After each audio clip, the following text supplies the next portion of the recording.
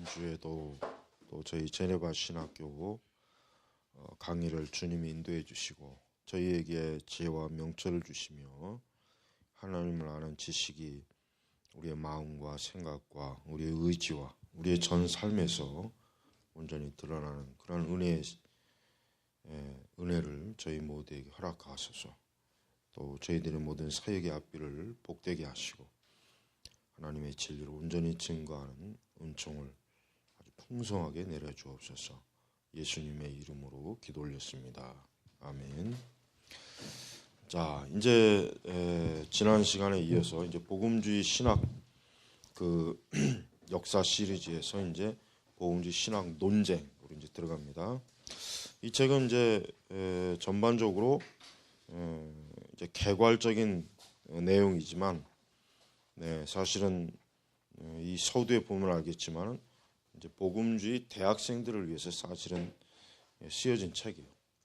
그렇다고 해서 책의 뭐 수준이 낮거나 그러진 않아요. 그러진 않고 다만 전반적으로 복음주의 신학의 어떤 중요한 스펙트럼을 이제 보여주는 그러한 내용으로 쓰여져 있어요. 그래서 신학생들이 이 책을 이제 잘만 이제 활용을 한다면 적어도 복음주의 신학의 중요한 교리 논쟁에 있어서 중요한 뼈대, 또 그런 어떤 논쟁점을 우리가 이 책을 통해서 잘 알 수가 있습니다. 그래서 이제 오늘 이제 첫 시간으로 들어가면은 이제 1장에는 이제 무호성 논쟁. 자, 무호성 논쟁. 성경이 무호하다라는 개념은 사실은 오랜 동안 기독교 역사 동안 오랜 동안 당연하게 여겼던 그러한 전제예요. 그렇기 때문에 성경이 무호하다는 그것이 사실은 참 어떻게 얘기하면은 논쟁거리가 돼서는 안 되는데, 이게 논쟁이 된다는 것은 결국은 뭐예요? 복음주의 신학이 어떻다는 겁니까?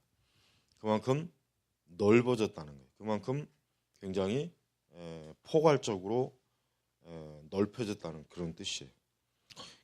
우리 이 책에도 나오지만 이제 뭐 칼빈이나 루터는 어때요? 칼빈이나 루터는 전혀 성경의 어떤 그러니까 성경이 오류가 있다 없다라고 하는 것은 사실 뭐 칼빈 시대나 루터 시대에는 그거는 논쟁점이 될 그런 요소가 전혀 없는 그런 시예요.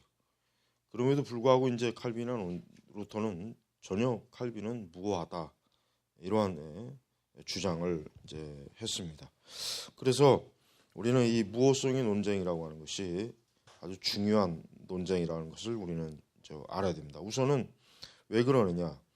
우리 기독교 신앙은 성경의 바탕을 둔 모든 교리적 우리의 신앙, 우리의 실천, 우리의 믿음, 뭐 교회, 하여튼 모든 게 다 어디에 뿌리를 둡니까? 성경에 뿌리를 두고 있어요.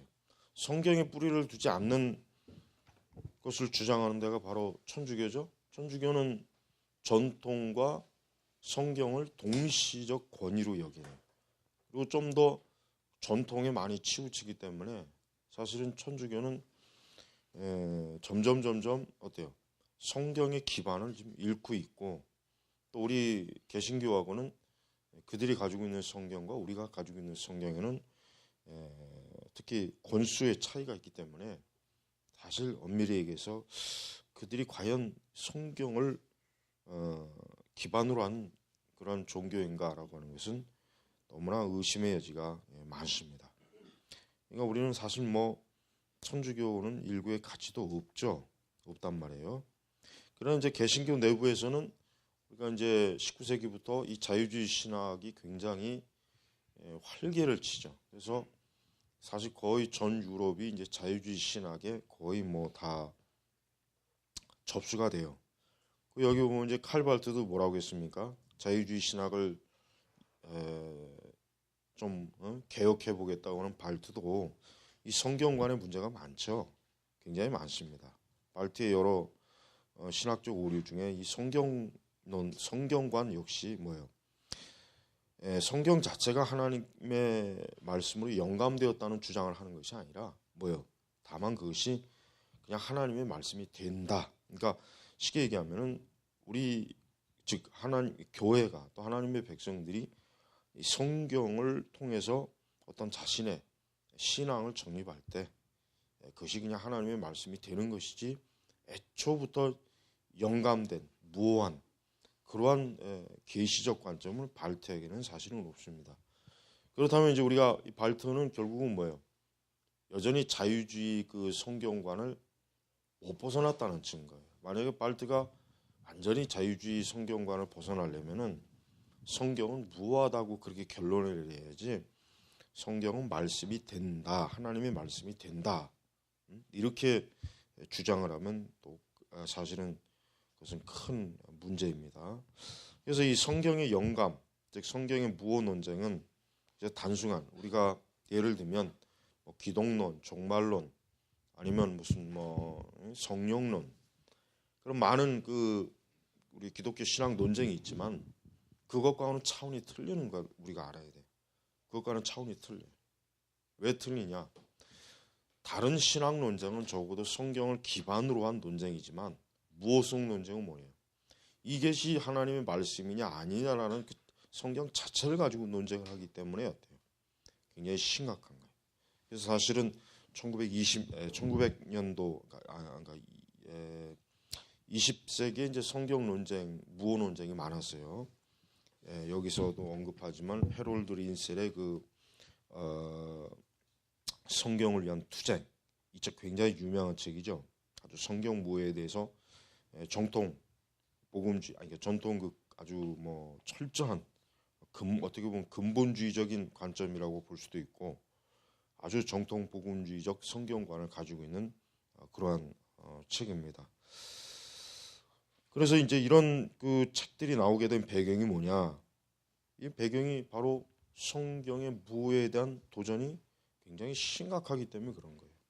그래서 1978년에 성경 무호에 대한 시카고 선언이라고 하는 것을 좀 했죠.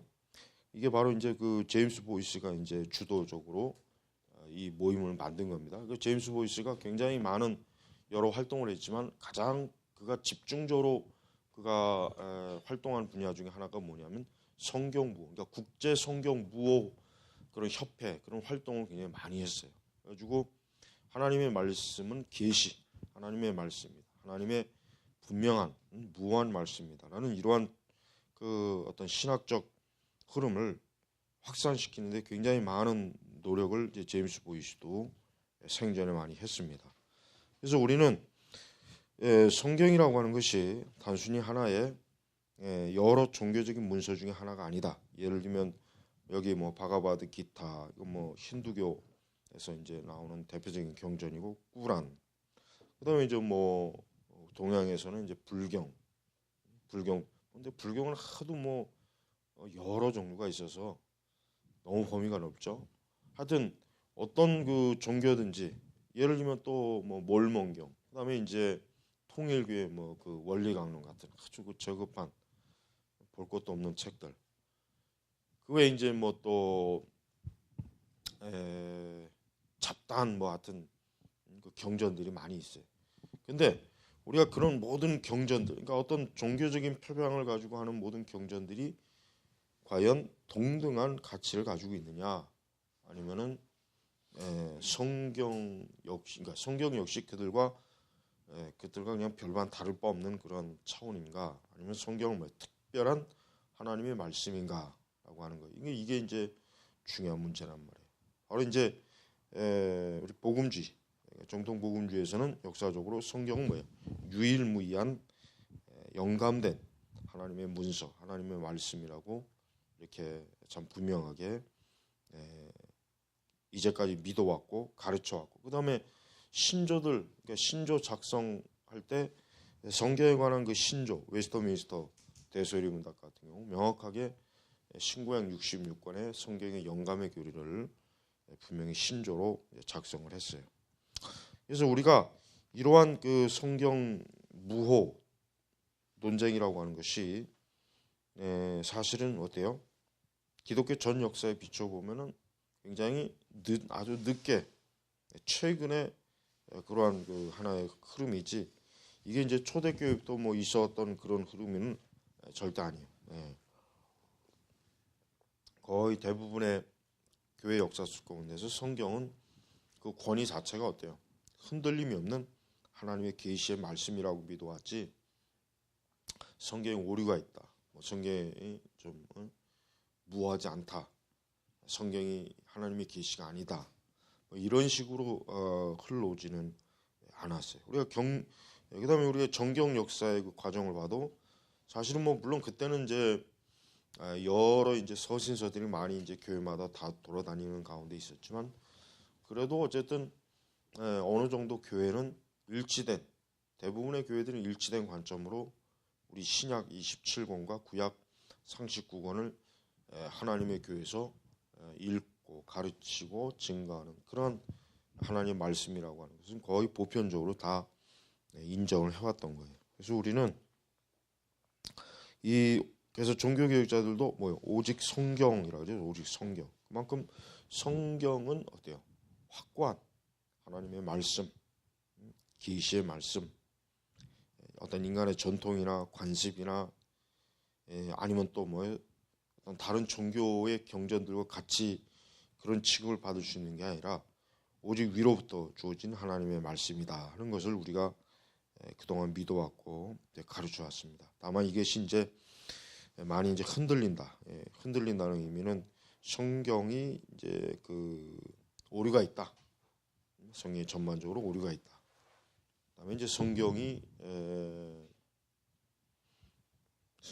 오류라고 하는 것이 그러면은 어떤 종류의 오류냐 이제 이런 것도 차이가 있을 거란 말이에요. 물론 이제 성경의 무호성을 주장하는 사람들도 어때요? 원본에 한해서만 무호성을 주장하는 게 사실은 원본에 한해서. 그러니까 사본을 무호하다는 게 아니죠. 왜냐하면 우리가 이제 사본이 단어가 빠진 것도 있고 추가된 것도 있고 또 철자가 틀린 것도 있고 여러 가지가 있어요. 그러니까 그런 가운데서 어떤 성경을 만약에 번역을 한다든가 어떤 그러니까 원래 이제 헬라어 성경이 무엇이냐라고 하는 것을 알아보기 위해서 이제 어떤 여러 사본들을 비교해 가지고 그 사본을 편집한다 할 때 사실은 실수할 수가 있고 잘못될 수는 있어요. 그러나 전반적으로 우리는 오늘 우리가 보고 있는 성경은 번역 성경은 거의 원문에 거의 가까운 성경이라고 봐도 사실은 틀림이 없습니다.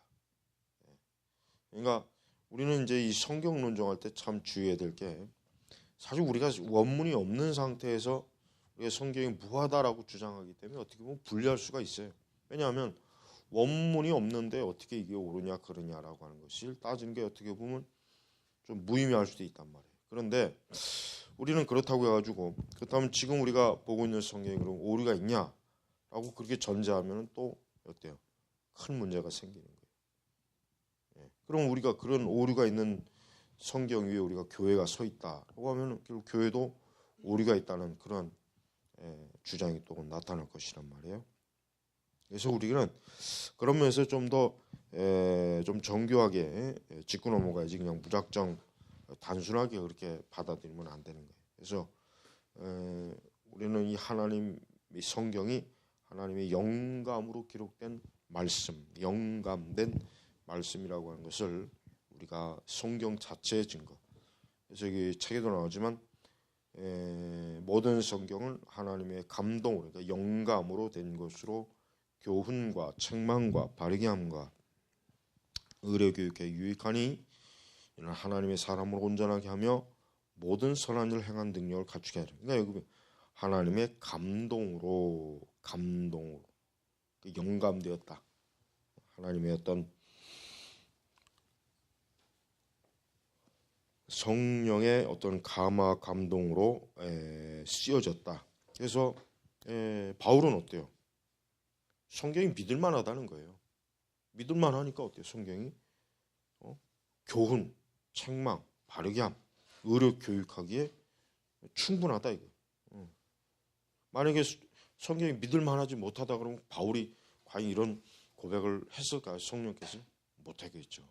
그만큼 우리는 성경 영감에 대한 확신을 꼭 가져야 우리가 올바른 기독교 신앙을 갖지, 성경 영감에 대한 믿음이 없거나 확신이 없다면 우리는 결국 우리의 신앙이 어때요? 뭔가 오류가 있어서 잘못되었다 이렇게 인정하는 꼴밖에 안 되는 거예요. 그래서 우리가 그 부분에 있어서 우리가 조심해야 됩니다. 자, 이제 29페이지 넘어가면 어떤 종류의 오류도 없다. 그러니까 오류가 어떤 사람은 이제 그런 얘기를 하잖아요. 우리의 구원에 대한 그 오류. 그러니까 하나님의 말씀이 영적으로 우리 구원에 대한 오류는 없지만, 그러나 역사적으로 또 뭐 문법적으로, 문학적으로 뭐 이런 오류가 있다. 뭐 지명 뭐 이런 것들. 그런데 그것도 사실 굉장히 조심해야 돼. 왜냐? 그런 그 어떤 성경을 두 가지 관점에서 우리의 구원에 대한 것은 오류가 없지만 그 외 다른 부분에서는 성경에 오류가 있다라고 한다면, 그러니까 뭐 우리가 성경을 구원의 말씀, 즉 인간의 영혼을 구원하고 하나님에게로 세우는 일에는 문제가 없지만 어떤 역사적인 오류가 있고 그 여러 오류가 있다. 막 이렇게 얘기해 버리면 결국 나중에 시간이 가면은 어때요? 그럼 복음조차도 어때요? 불신앙. 정말 예수님 살아 계셨냐? 예수님이 존재하셨냐? 이렇게까지 나오지 않겠어요? 사실 그렇게 했단 말이에요. 그러니까 급진적 비평의 길로 갈 수 있는 문을 예배해 주는 거예요. 예배해 주는 거예요. 그래서 우리가 하나님의 그 말씀이 어떤 오류가 있다라고 하는 것을 조금이라도 어때요? 허용을 하면 안 돼요. 그러니까 이런 타협적인 어떤 허용을 하는 사람들 때문에 사실은 이제 성경 무엇의 기반이 많이 좀 이렇게 뭔가 좀 이렇게 좀 오해를 많이 받고 사람들이 성경의 무를 믿는 그 믿음에서, 참된 믿음에서 떠난 일이 많이 있습니다. 그래서 우리가 성경 자체의 오류가 없다 이렇게 우리가 믿는 것이 사실은 올바른 믿음입니다. 그래서 사실은 뭐 할 수 있으면은 성경을 성경이 무하다는 것을 반박하기 위한 그런 많은 주장들, 그런 신학적 주장, 고고학적 주장, 뭐 어떤 그런 주장들이 결코 성공한 적은 없어요. 그래서 우리가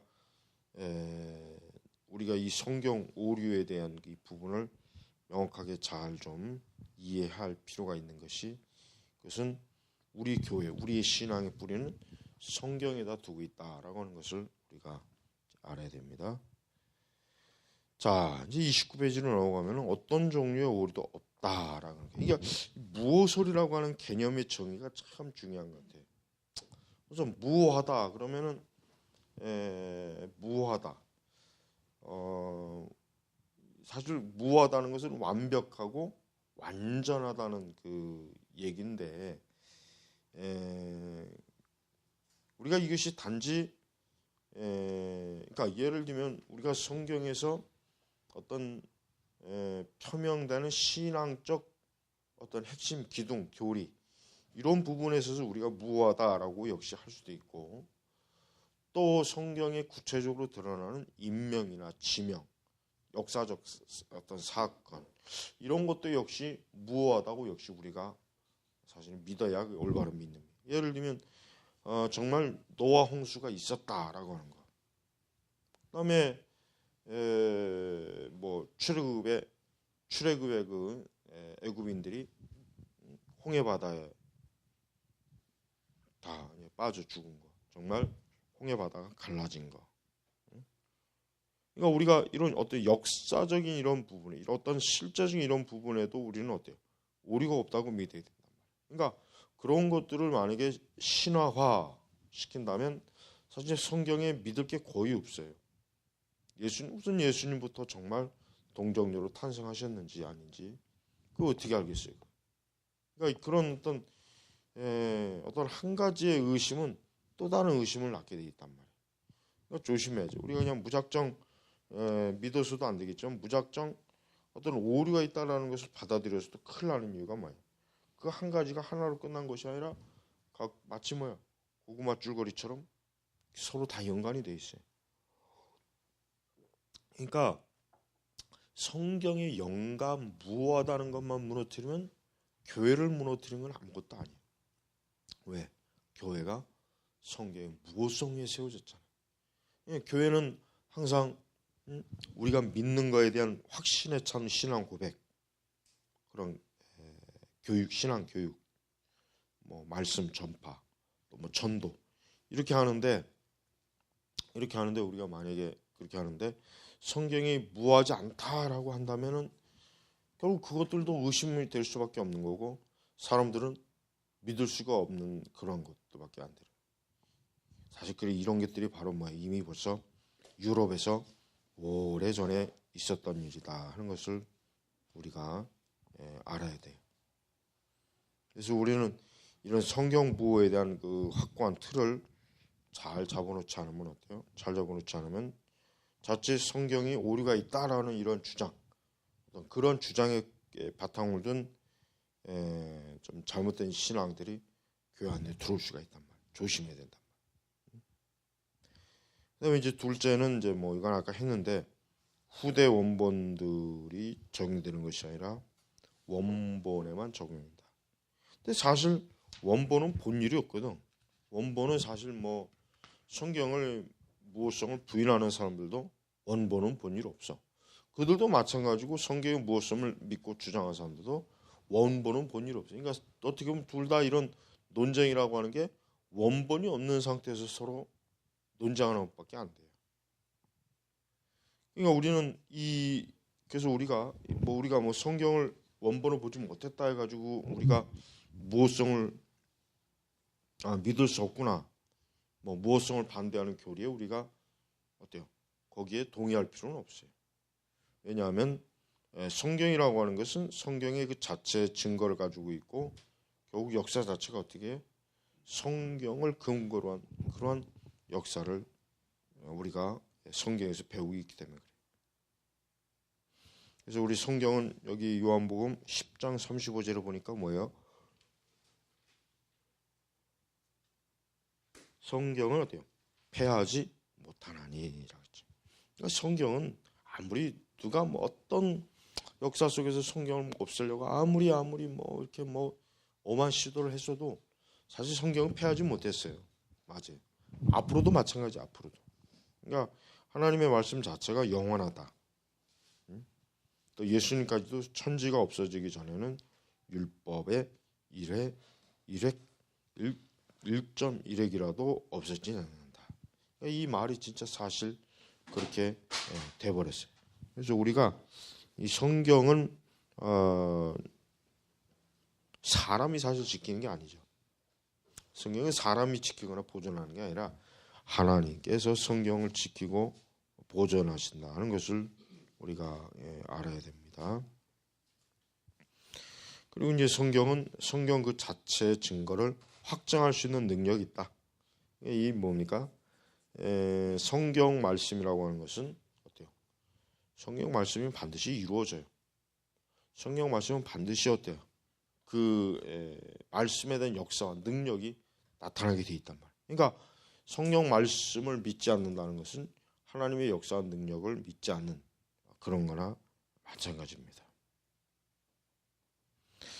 자, 그래서 이제 이렇게 성경의 어떤 신뢰성, 또 성경이 왜 신뢰를 해야 되는가, 또 성경이 신뢰하지 않을 경우 어떤 일이 벌어지는가라고 하는 것은 중요한 문제란 말이에요.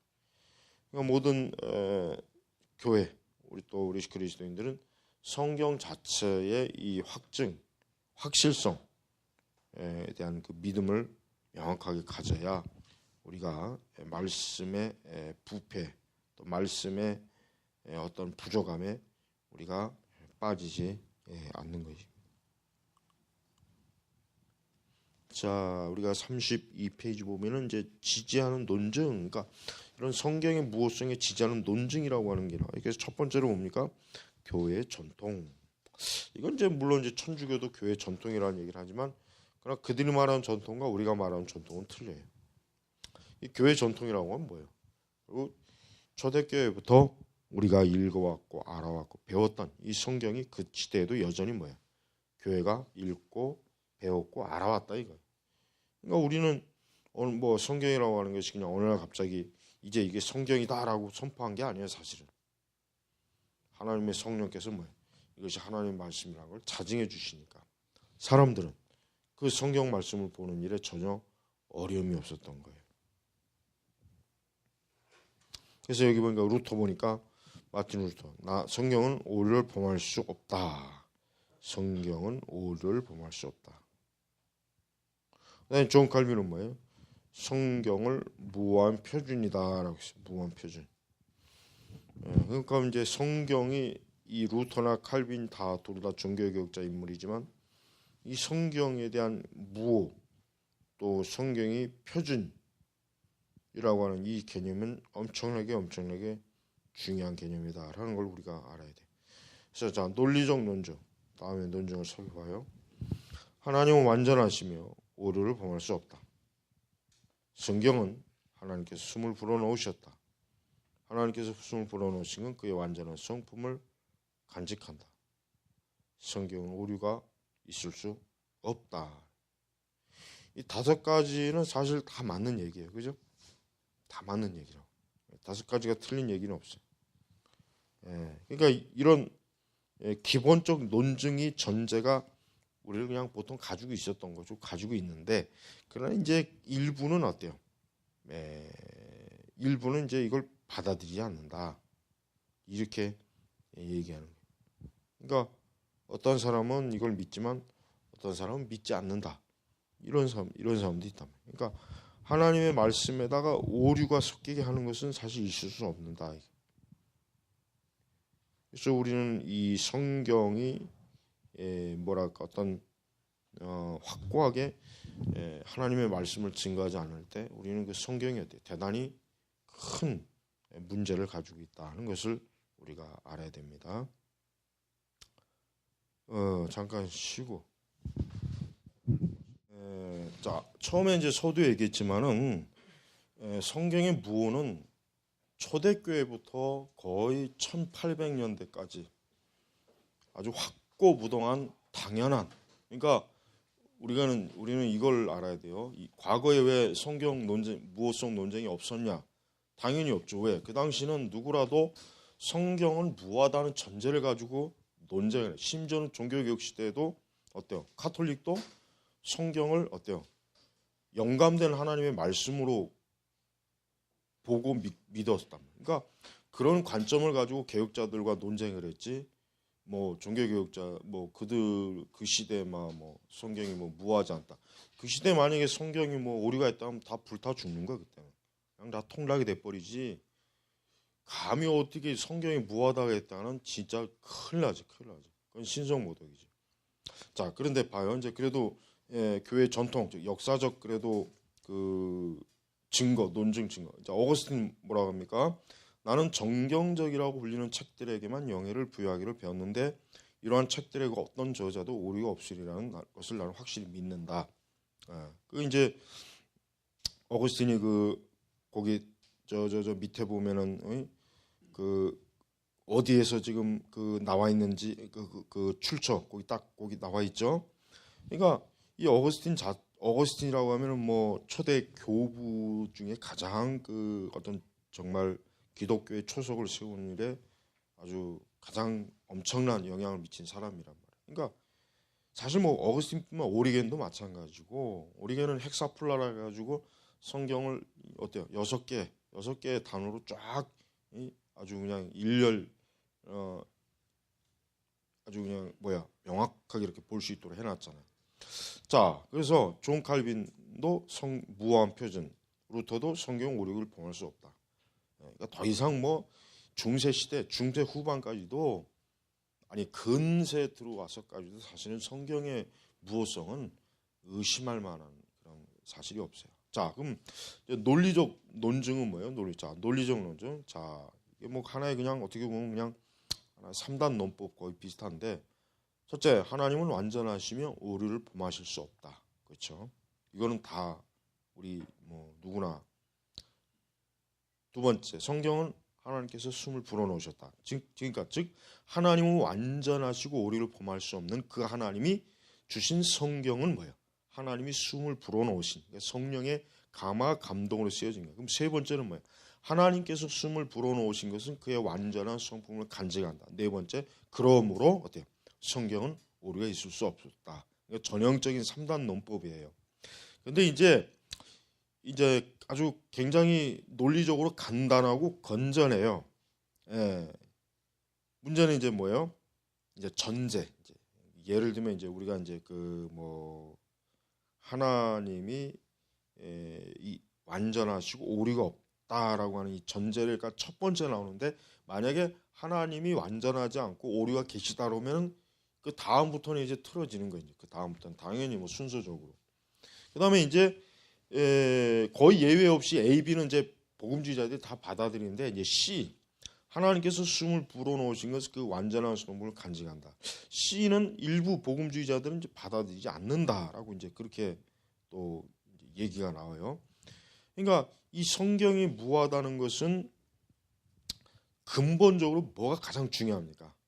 하나님이 완전하시냐 완전하지 않느냐라고 하는 전제가 제일 중요한 거예요. 그러니까 완전하신 분이라면 그분이 결국은 주신 그 말씀은 완전하다는 게 논리적으로 이게 맞는 얘기인데 만약에 성경에 오류가 있다라고 하는 주장하는 사람들이 하나님은 완전하시다고 하면서 그러나 성경은 오류가 있다면 어때요? 논리적으로. 이건 맞지 않는 거거든. 맞지 않는 거란 말이야. 자기들도 그거는 어쩔 수 없다고. 그거는 뭐 그들 스스로도 자기들이 논리적 모순을 지금 범한다는 걸 알 거예요. 그러니까 어떻게 돼요? 하나님은 완전하다는 것 전제를 조금 어떻게 좀 부정하겠죠.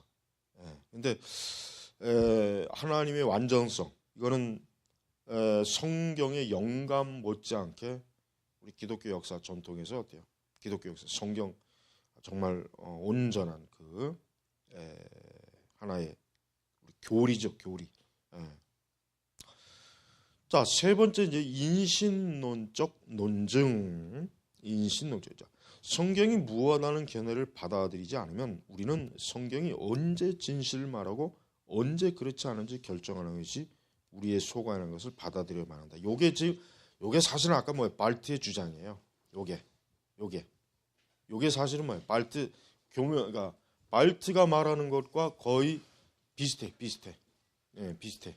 그러니까 우리는 성경, 그러니까 사람들이 흔히 말하는 것처럼 뭐 성경이 옳다 그르다 이런 거를 판단을 한단 말이에요. 이런 걸 판단하는데 문제는 뭐야? 이런 걸 판단하는데 그러면 결국 사람이 뭐야? 사람이 그 성경이 옳다 그렇다라고 성경 위에 권위를 가지고 있다는 뜻 아니에요. 성경 위에. 이게 이제 굉장히 중요한 문제예요. 왜냐하면 우리가 역사적으로 성경의 정경을 확정한 그 회의에서 우리는 절대로 거꾸로 하면 안 돼요. 우리는 성경의 정경을 사람이 확정했다고 하면 그건 아주 잘못된 말이에요. 그건 아주 문제가 많은 말이에요. 물론 우리가 성경이 정경을 확정된 그런 우리가 공예를 알고는 있어요. 그러나 근본적인 것은 성경은 그 자체로 하나님의 진리라고 하는 것을 사람들이 믿고 받아들인 것이지 초대교회가 어떤 문서나 서신을 가지고 이제부터 이것을 하나님 말씀이라 우리가 이제 교회가 인정하자 그렇게 해서 된 것은 사실 아니란 말이에요. 확실히 하나님의 말씀이 영감된 말씀이기 때문에 누구나 다 하나님의 말씀을 보는 그 순간 이것은 거부할 수 없는 정말 부인할 수 없는 영감된 하나님의 말씀이다라는 것을 다 보편적으로 받아들였단 말이에요. 그런 과정을 통해서 뭐예요? 그 당시 많은 위경들이 많았잖아요. 외경하고 위경하고 좀 구분해야 돼요. 외경은 뭐예요? 외경은 주로 속사도 시대에 중간사 시대에 뭐예요? 유대 문학이 주로 외경이에요. 외경. 그 중에서 일부가. 그럼 위경은 뭐예요? 위경은 위경은 말 그대로 뭐야? 가짜 경전이잖아요. 그러니까 위경이라고 하는 것은 뭘 얘기하는 거냐면 이 신약 성경 이후에 이제 초대교회 당시에 어때요? 바나바 서신 같은 거, 이런 거 대표적으로. 그러니까 그 당시 가짜 사도들, 가짜 교사들이 많았단 말이에요. 그러니까 그들이 자기들도 뭐예요? 바울을 흉내내고 베드로를 흉내내고 요한을 흉내내갖고 자기의 이름으로 심지어는 뭐예요? 자기의 이름을 숨기고 바울의 이름으로 교묘하게 바나바 그런 식으로 그러니까 쓴 어떤 그 서신서들이 또 교회마다 돌아다녔다고. 그런데 그런 것들이 어때요? 자연적으로 걸러졌어요. 어떻게 해서 걸러졌냐? 무슨 그 당시에 무슨 성경 사본학자들이 있어서 걸러졌을 것 같아요? 아니에요. 그 당시 벌써 교회는 뭐야? 하나님의 성령의 지배와 통치를 받고 있기 때문에 벌써 그들은 진짜 예를 들면 복음서 아니면 로마서, 고린도전후서, 에베소서 이런 것들하고 딱 비교했을 때 벌써 한눈에 딱 이것은 영감의 가치가 없다. 이것은 사람이 인위적으로 쓴 그 서신이지 하나님의 성령께서 교회에 주신 문서라고는 볼 수 없다. 그렇게 해서 걸러진 것들이란 말이에요. 그렇게 해서. 그러니까 우리가 이 성경의 이 권위라고 하는 것은 우리가 이제부터 이것이 성경이다 아니다. 아니 그럴 것 같으면 지금도 예를 들면 오 복음서를 넣어야 되느니 말아야 되느니 이딴 그 저기 미국에서 이제 그 예수 세미나 그 학자들이 지금 그런 얘기도 막 나오고 있는 거잖아요. 그다음에 이제 그 영지주의 문서, 대표적인 영지주의 문서, 도마 복음서 같은 거, 그것도 복음서에 집어넣어야 된다, 안 넣어야 된다, 만약에 우리가 사람이 아니면 교회가 공의해서 결정해가지고 그럴 수 있다면은 여러분 복음서는 10개도 만들 수 있어요. 20개도 만들 수 있다고. 아주 전집으로도 만들 수 있어요. 그러나 그렇게 해가지고 영감된 문서가 생기지는 않죠. 그러니까 여러분 우리는 앞으로 주님 오시는 그날까지 적어도 66권은 어때요? 불변이에요. 불변. 더군다나 신약 성경은 어때요? 단 한 페이지도 늘어날 일도 없고 단 한 글자라도 늘어날 리가 없어요. 늘어났어도 안 되고 우리가 혹 누군가 앞으로 더 미친놈이 나와가지고 이제부터는 오복음서를 우리가 믿겠다 막 자기네들 식으로 막 정경화시켜도 우린 그걸 받아들이지 않으면 돼. 받아들일 필요도 없고. 자, 그래서 34페이지 좀 봅니다. 첫째, 우리가 성경에서 무언 것과 무하지 않은 것을 결정하는 기준을 만들어낼 때 사용하는 권위는 무엇인가? 그런 권위는 존재하지 않는다. 존재하지 않죠. 우리가 감히 어떻게 성경의 하나님 말씀에 대해서 이것이 옳다 그르다라고 하는 그 기준이 뭐냐 이거예요. 혹 어떤 한 시대 기준을 세웠다가 치면 그 다음 세대는 어때요? 또 기준을 바꿀 거고 또 그 다음 세대는 또 기준을 바꾸겠죠. 바로 그거예요. 그러니까 우리는 이 성경 자체의 이 문제가 얼마나 하나님의 절대적 권위 쪽에 있는 것이 사람의 권위 있는 게 아니라는 걸 우리가 잘 알아야 돼요. 두 번째, 우리는 어떻게 적절하고 부적절한 것을 결정하는가? 역시 이게 뭐예요? 이 적절하다, 부적절하다 하는 것은 뭘 얘기하는 겁니까? 지금 여기서 잠깐 예를 들었죠. 바울이 가늠과 동성애. 그러니까 지금 이제 동성애에 대한 그 바울 서신의 글을 가지고 사실 많은 동성애를 지지하는 신학자들이나 학자들이 바울은 잘못되었다. 예를 들면 성차별주의자다. 바울의 그 글은 그 당시에 그 헬라 문화적인 관점에서 본 거지 동성애자들을 정죄하거나 이게 막 다양한 의견이 있단 말이에요. 다양한 의견이. 근데 이러한 것들을 과연 누가 어떤 관점에서 그것을 기준을 잡을 수 있고 판단할 수 있겠는가라고 하는 거예요. 그래서 우리가 이러한 논증, 즉 하나님의 말씀의 확고한 권위를 우리가 받아들이느냐 받아들이지 않느냐라고 하는 것은 어때요? 이것은 사람이 결정할 수 있는 문제가 아니에요. 이것은 근본적으로 뭐예요? 이것은 하나님 말씀 그 자체가 어때요? 결정해야 되는 문제란 말이에요. 그러니까 지금도 우리가 예를 들면 우리가 수십 년 동안 성경 무호 아니면 성경은 여전히 오류가 있다. 그래서 지금도 뭐 이제 많은 신복음주의권의 조직 신학자들이라든가 신정통주의 신학자들, 그다음에 자유주의 신학자들은 성경의 오류에 대해서 굉장히 그들은 당연하다고 얘기해. 당연하다. 성경은 오류가 있다. 덜 급진적인 사람들은 아까 얘기했지만은 그러나 이제 복음에 있어 구원에 있어서는 오류가 없다. 그러나 성경의 그 외 시대적 배경, 어떤 이런 문자, 문법 이런 오류가 있기 때문에 성경을 전적으로 무효하다는 것은 받아들일 수 없다. 이런 사람들이 복음주의 신학자들이 꽤 많아요. 굉장히 많아요. 서구에는. 그러니까 그 사람들이 그렇다고 해서 이제 급진적으로 나아가진 않아요. 아주 자유주의 신학자들처럼 만약 불투만이나 이런 사람처럼 막 급진적으로 막 아니면 뭐 아까 예수쌤이나 하는 그런 정신병자들처럼 막 뭐 이게 복음서 이건 예수님 말씀이다 아니다 자기들끼리 투표해가지고 뭐 그렇게 하지는 않는데 그렇게 하지 않는데 대체로 신정통주의 계열이라든가 신복음주의 학자들 중에는 은연중에 그들의 책 읽어보면은 성경의 무효에 대해서 믿질 않아요. 그러면서도 이제 꽤나 그 어떤 그 기독교의 어떤 정통 그동안 역사적으로 믿어왔던 복음의 그 교리를 그래도 많이 받아들이긴 해요. 근데 항상 아쉬운 건 뭐예요? 성경의 무효성을 받아들이지 않는다는 거. 그게 꽤 아주 그냥 굉장히 참 안타까운 거예요. 그러니까 우리가 지금도 사실 이제 성경의 무효성에 대한 그 주장이라 이것은 굉장히 좀 근본주의적 관점으로 여기는 신학자들이 많습니다. 지금도 많아요. 그러니까 우리가 이 성경의 무효에 대한 그 믿음이 굉장히 사실은 뭐예요? 이게 참 어려운 거예요. 지금 이렇게 우리가 하나님 말씀이 전적으로 무효하다라는 이것이 굉장히 신학계에서는 아주 그 좀 뭐라 그럴까 아주 고전적, 아주 근본주의적 신앙이라고 그렇게 이제 배척받을 우려가 많다는 걸 우리가 이제 알고 있어야 돼요. 자, 네 번째는 역사적 논증. 자, 성경은 우리에게 만물보다 거짓된 것이 인간의 마음이라고 말씀하고 있다. 예레미야 17장 9절이죠. 자, 이 성경의 무효성에 대한 역사적 논증이라고 하는 것은 결국 뭐예요?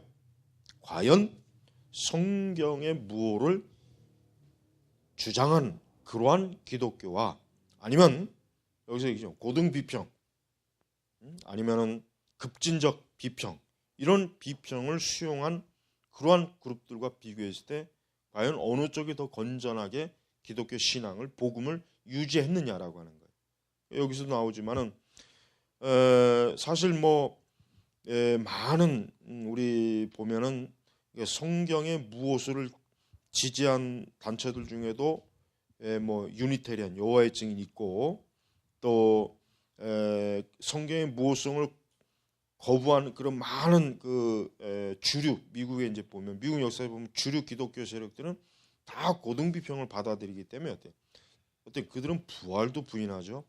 동정녀 탄생 부인하죠. 이적과 기적도 부인하죠.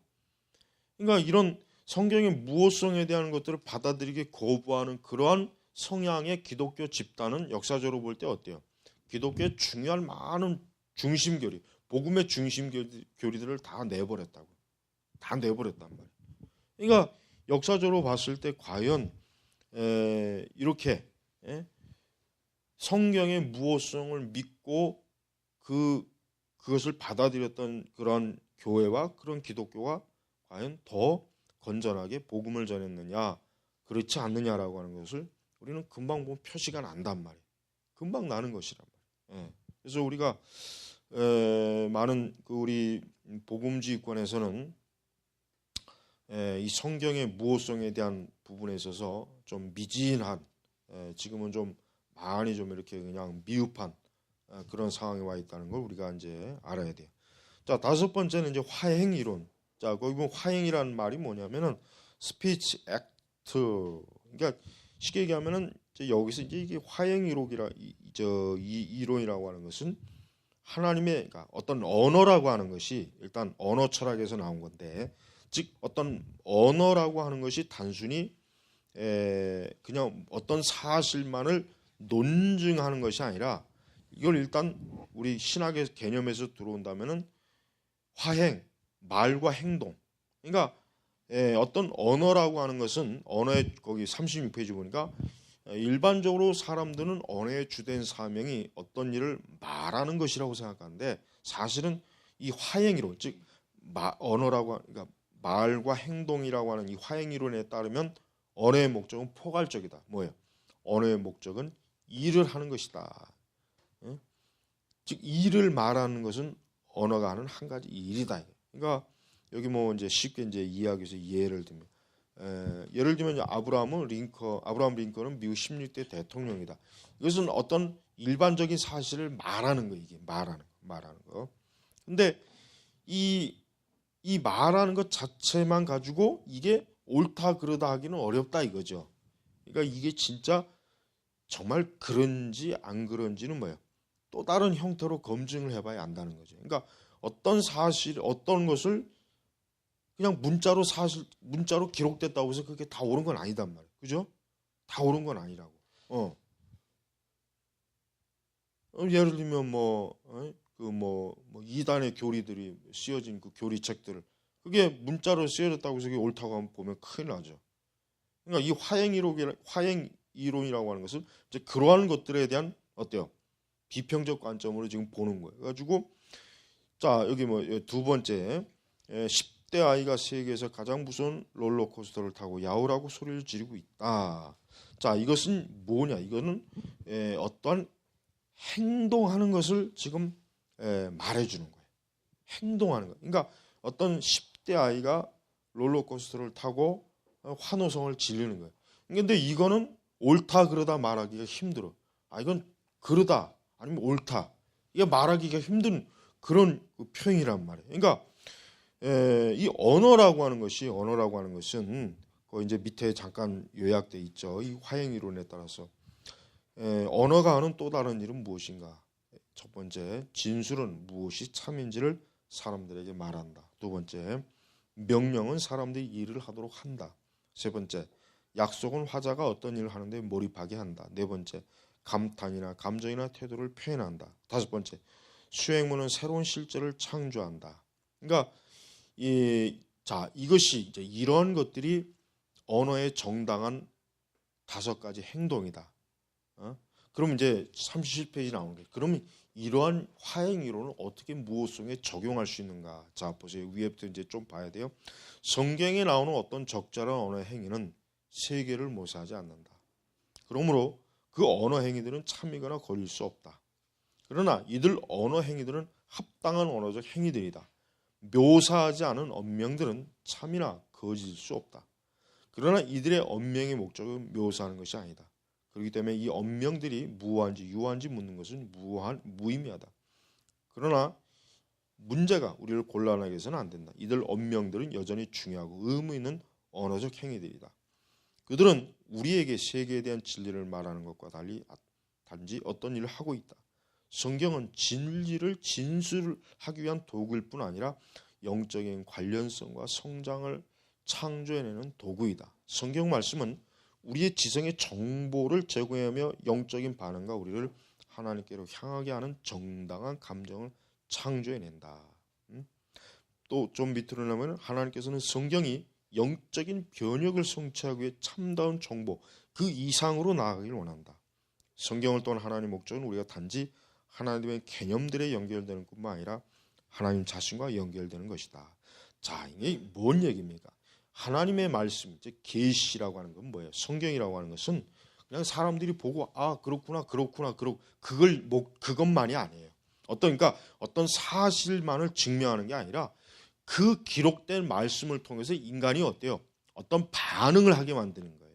예를 들면 우리가 여기서 잠깐 나왔지만 우리가 시편을 읽어보면 시편을 통해서 하나님의 지혜, 하나님의 힘, 능력, 사랑, 또 성경의 그 하나님의 계명을 통해서 하나님의 거룩함, 영광, 어떤 죄에 대한 두려움, 깨달음.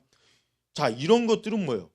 결국 하나님의 성경을 말씀을 통해서 뭐예요? 우리로 하여금 단지 성경은 말만 하고 끝나는 것이 아니라 행동하게 하는 거예요. 행동하게.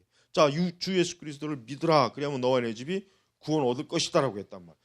이걸 단지 그냥 이것이 하나의 그냥 어떤 사실의 기술로만 끝난다면은 이건 아무 의미가 없어요. 문제는 뭐예요? 믿어라. 그러니까 성경은 우리에게 구체적인 행동을 요구한다. 그리고 그것을 믿었을 때 어때요? 그 진리의 그 하나님의 진리는 어때요? 결국 하나님 자신의 그 거룩한 영광을 드러내는 거예요. 드러내는 거예요. 예. 그래서 우리가 이제 이 화행 이론에 따라서 우리 그리스도인들은 어때요? 성경의 말씀을 그대로 순종하고 따를 때 그 성경에 약속된 하나님의 어때요? 하나님의 어떤 역사, 하나님의 행하신 일이 드러난다는 거예요. 그러니까 우리가 만약에 성경이 오류가 있다면은 어때요? 성경에 오류가 있다면은 그 성경의 기록이 어떤 형태의 기록이든지 간에 그 성경은 우리 사람에게 어떤 반응을 할 수가 없어요. 왜? 그건 진리가 아니기 때문에. 그러니까 이 화행이론은 우리가 잘 이해한다면 이 성경이라고 하는 건 뭐예요? 성경은 우리가 하나님을 인격적으로, 영적으로 하나님을 알게 하고 하나님을 믿게도 하고 하나님에게 충성하게 하고 헌신하게 하고 그분을 사랑하고 이러한 것들을 뭐예요? 일깨우게 한다 이거 일깨우게 한다. 그러니까 우리가 이 성경의 오류를 주장하는 사람들은 결국 뭐가 문제냐? 결국 저들은 하나님의 말씀을 통해서 저들은 아무런 어때요? 하나님과 인격적 신앙의 반응이 없는 거예요. 그러니까 성경을 단지 하나의 그냥 어떤 고대 문서, 어떤 사실, 뭐 어떤 현상이나 그런 것들을 그저 기록해내온 그 정도로밖에 여기지 않는다는 뜻이란 말이에요. 그래서 우리는 이 성경의 무호성 문제는 굉장히 어때요? 중대한 문제를 가지고 있다는 걸 우리가 알아야 돼요. 네. 다음 시간은 이제 반론. 그러니까 우리가 지금 이 무호성 논 항상 이 책은 이제 어떤 하나의 신학적 논증에 대해서 그동안 전통적으로 믿어왔던 그 입장과 그 반대되는 입장을 항상 대비시켜서 이제 이 책 내용이 구성이 되는 거예요. 그래서 이제 이 성경의 이제까지는 오늘은 이제 성경의 무호성에 대한 그동안 전통적인 신학적, 역사적, 논증적 이런 다양한 관점으로 성경에 오류가 없다는 것을 얘기했지만 다음 시간에 이제 성경에 오류가 있다라는 관점을 지지하는 사람들이 어떤 주장을 하는지라고 하는 것을 그것도 좀 살펴보겠습니다. 그래서 다음 시간에 이제 무호성 논쟁을 이제 다 끝내고 그 다음으로 그래서 이번에 이제 이 복음주의 신학 논쟁을 여러분들이 이제 읽어두면 이제 앞으로 이제 20세기 신학 그 책을 이제 볼 때 많은 도움이 될 거예요. 아주 기초 토대를 놓으니까 이 복음주의 신학이라고 하는 것이 굉장히 아주 중요한 신학적 논쟁들이 많이 일어났단 말이에요. 그걸 잘 알고 있지 않으면은 신학적으로 어때요? 분별을 못해요. 분별을 못한다. 길을 찾아가지 못한단 말이에요. 여러분들이 이번에 이제 이걸 이제 개론서로 여기고 이번에 잘 또 이 책의 내용의 범위를 넘어서는 것도 이제 계속 강의해 가면서 이제 다룰 거니까 여러분들이 좀 이제 이 책을 또 다 끝날 때까지 한번 잘 공부해 보길 바랍니다. 네, 마치겠습니다.